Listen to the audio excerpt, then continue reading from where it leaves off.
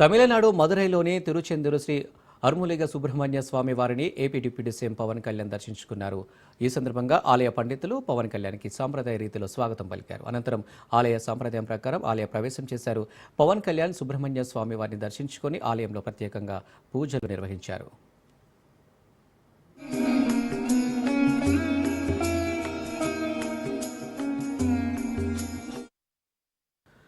పవన్ కళ్యాణ్ ఈ యాత్ర పూర్తిగా ఆధ్యాత్మికపరమైనదన్నారు. రాజకీయాలకు సంబంధం లేదన్నారు. హీరో విజయ్ రాజకీయాల్లోకి ప్రవేశించినప్పుడే ఆయనకు శుభాకాంక్షలు చెప్పాను.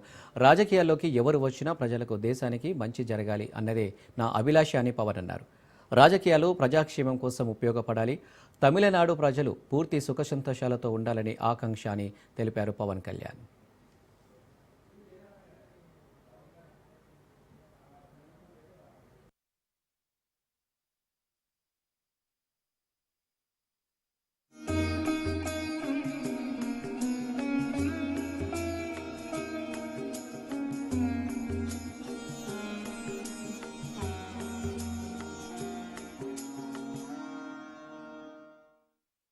सुब्रह्मण्यमण्डितशोभोत्तप्रतिकृत्नी समानवं सोमेधसः